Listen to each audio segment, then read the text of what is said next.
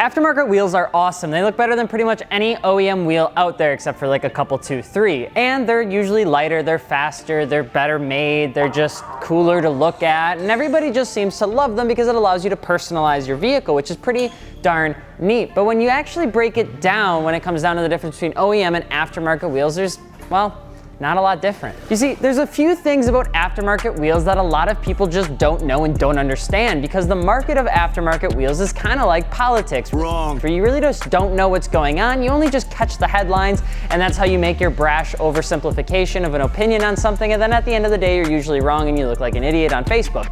But we're here to talk to you about that, because if only there was somebody that was in the wheel game that like knew the stuff, because they sell wheels, tires, and suspension, and they also have a growing, aspiring media channel in hopes that people can learn more stuff about wheel fitment and things like that. If only there was a company that specialized in providing information through video. Hey guys, it's Alex from Fitment Industries. Don't forget to subscribe, and let's get into some things that you probably didn't know about the aftermarket wheel market. Market squared. So the first thing that you may not know about the aftermarket wheel market is that if you have cast wheels, they are likely made overseas, probably in China. That's gonna be 80 to 85% of what we would say most of your cast wheels are made. But here's the kicker. If you have cast wheels and you're talking smack about another aftermarket wheel company that also produces cast wheels, there's a pretty good chance that they're made in the same exact factory. You see, when you have an aspiring brand new wheel company and they wanna go out, they wanna change the world, they wanna make some aftermarket wheels, and they wanna be cool about it, and they want to just get to make the wheels and do the thing, they ultimately don't have enough purchasing power to pretty much get in anywhere. You have to remember that overseas, every single factory wants to produce OEM wheels, and that is really what they specialize in. But they'll fill in random quarters with other people's wheels if they want to.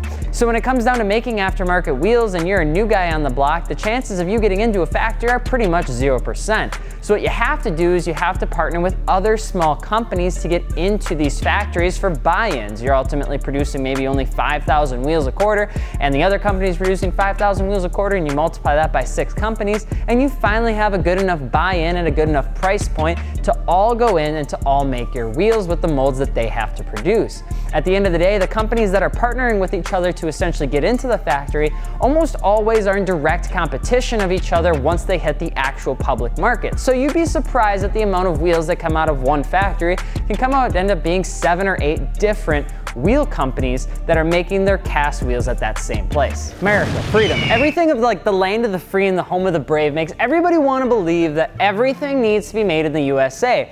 Therefore, because of that, anything made overseas is absolute trash. And I mean, like, there are some things about that that are true, but the whole Made in America thing has become such a marketing ploy that really it doesn't actually mean if it's better, it just means that it was made here, and a lot of times people will finagle their way around it. Really what I'm trying to say is that naturally a lot of people in the automotive market believe that anything made outside of the USA is trash, especially when you consider wheels made in China or Taiwan or Japan or things like that. People automatically associate like entry-level wheels to be absolute garbage, but what they don't remember is that a lot of American-made wheels actually really aren't that good. Especially when you consider the truck wheel community, which our boys over at Custom Offsets could probably tell you a whole bunch of stuff about, but actually American-made wheels have had a slew of problems. They're absolutely littered with things that were wrong when they made the wheels, whether that was orange peel, whether that was powder coat or paint, whether that was finish, whether that was size or weight problems and things like that, that really, when you think about it, overseas have never really like happened. A lot of the expertise of making wheels, in fact, is overseas. The brushing that you get on a lot of different vehicles or different wheels just isn't possible here in the USA because of just how expensive and how insane it is if you were to mass produce the wheel, which really, when you think about it, in the USA, there's not a lot of companies, if at all, that mass produce wheels for aftermarket priority or aftermarket purposes like here, because people just don't do it. But that doesn't mean that wheels made overseas are bad. In fact, a lot of wheels are made overseas. They have a lot of things that we don't. There's a lot of technology that is behind the wheels that are getting shipped overseas. Now, don't get me wrong, I love to keep jobs in the USA, and I'd love to keep all of the money here in the USA because gosh darn it, I like NFL and PBR, and so do you, but at the end of the day, that's just not how the economy works. There's a lot of technology overseas that exists that helps keep things affordable and also keeps the product like worth it. You may notice that there's a lot of wheels coming out that are rotary forged, which is something that is actually quite expensive in terms of a product to build. But because the few factories that produce wheels for a lot of different brands has that technology now, it allows you to get a rotary forged wheel for a fraction of the cost. Now you might be thinking that, well, multi-piece wheels are made in the USA, so haha, I got them. They're supplying jobs and paying taxes, just the way my dad told me to do it. But that's not really accurate either, because there's a lot of wheels, especially multi-piece wheels, and this is a generalization because we're not gonna throw anybody under the bus and we're not gonna let anybody drive the bus that wants to drive over it's a weird analogy. But what you wanna know is that multi-piece wheels can kind of be a little bit stretched in terms of what manufacturers want you to believe when you're buying their wheels.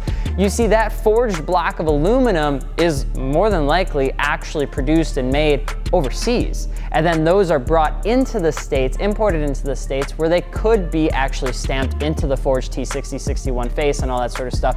Or even then, the outer lips, the inner barrels, and the faces sometimes are even produced overseas, and then everything gets brought over to the United States where they're actually polished, cleaned up, painted, and then assembled. And because they're assembled here in the USA, they get to say that they're made in the USA. And unfortunately, a lot of people slip up for that too. And manufacturers are, they're pretty smart people. They kind of know how to make you feel good about buying their product, and then they make you feel bad about buying somebody else's. But that really goes into the multi-piece wheel thing as a whole, because a lot of people believe that like multi-piece wheels are the holy grail of the world, and they are probably one of the coolest wheels you can buy right now. But don't be fooled, especially with what wheel manufacturers want you to believe. Multi-piece wheels for today's day and age and out in today's world really have only one purpose, and that is form. They really have absolutely no function, which goes into the next thing. I mean, multi-piece wheels, if you've ever looked at them, if you've ever lifted them up, especially an 18 or 19 by 11.5, they are extremely heavy wheels. Don't let the T60-61 fool you by thinking that they're lightweight because they're forged. They're really not. A lot of times that outer lip and the hardware and the barrel actually add a ton of weight. The silicone doesn't help at all, and by the time you're all said and done, you're often with a heavier wheel than a rotary forged counterpart, especially, well, all the time. Pretty much any time that you're getting a forged or rotary forged wheel, you're probably gonna have a lot less weight, and you're gonna have more function out of something like forged monoblock, which is actually something RSR is doing with their 901 to the 903 series. Now, if you like multi-piece wheels and you're not a fan of forged one piece or rotary forged, that's cool. And I dig it, because there's a lot of people out there that wanna run those multi-piece wheels, and I think they look absolutely killer. But just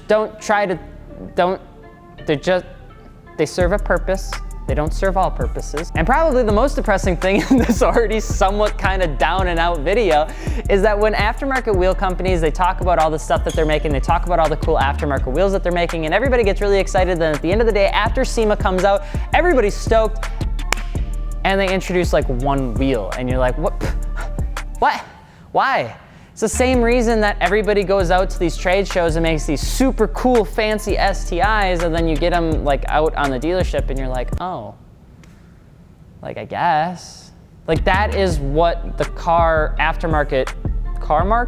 wheel market is really like. If you think about it, aftermarket wheels are the same way, and here's why. The aftermarket wheel, in terms of where the money sits, actually really doesn't sit in the aftermarket wheel community. It sits in the OE wheel community, because there is way more money in producing 1 million units to an OEM vehicle like a Nissan or something like that than it is to make 1,000 units of some sort of aftermarket 3-piece wheel variant. The money is essentially just there because that's just how the world works. Enki is doing a great job producing OEM wheels for so many people that really, when it comes down to their aftermarket wheels, they like to come out with a few different things and be involved in sports and stuff like that. But besides that, they're pretty much hands off.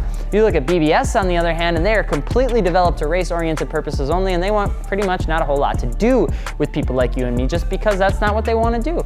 But the money sits in the OE market, and because of such, you'll notice that there will always be an emphasis, especially with wheel manufacturers, that they would much rather get into the OE market than they would get into the aftermarket, because there's just more money in it. So if you're interested in learning more, drop a comment below. Let us know what we want to talk about next. I'm Alex from Fitment Industries. Don't forget to check out fitmentindustries.com if you need wheels, tires, suspension. I'm going to do this sales pitch as fast as possible because somebody's going to go talk to somebody else about window tint and all that sort of stuff. I'm Alex from Fitment Industries. One more time, I'll see you later. Peace.